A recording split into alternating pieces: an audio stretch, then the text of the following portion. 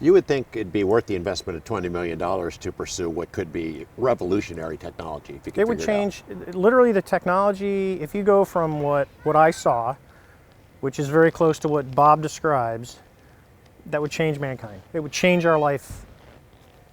I mean, they're just announcing, it was in Fox News today, that I can't begins with an H, some company is looking at a plane that basically like SR-71 type, Mach, 3,500 miles an hour to go, you can go from London to New York in 90 minutes.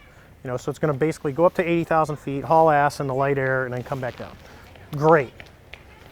You got one of these things, that's like so old and obsolete, because now you could take off, you could literally pull one of these out, go straight up, zing someplace, as long as the human body could withstand it, drop down, do what you need to do, and leave.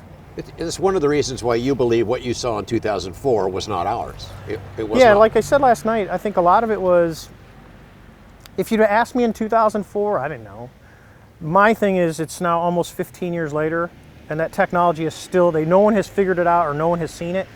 You can hide stuff for a long time, but hiding stuff for 15 years I think it gets harder and harder and harder. Something that revolutionary. Yes, I mean, that's literally, why would you hide a huge technology leap for mankind if you have it?